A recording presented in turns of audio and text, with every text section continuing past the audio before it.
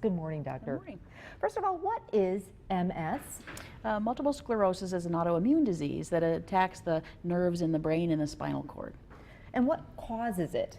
Well, we don't really know. We think it's probably a combination of genetics as well as environment and even a virus that kind of sets the process off. The body then overreacts to that virus and attacks the body.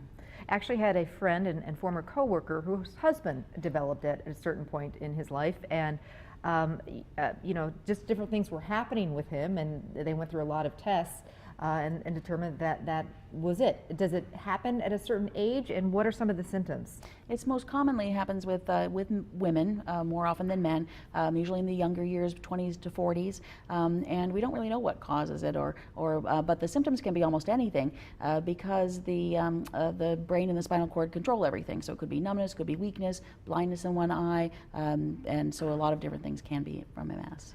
What are some of the treatments for it? Well, luckily we now have a lot of treatments. That's exploded really over the last few years, and we used to just have injections, and now we have some oral therapies, so a lot of different choices and help for people. No cure, but a lot of treatments. And make a big difference, some of these treatments? Oh, absolutely. I really think we've changed the course of the disease in the last few years, that it really is now something that is very much more manageable and not as scary, I hope. Well, that's very good news, because yeah, you hear the word and it's kind of like, ooh.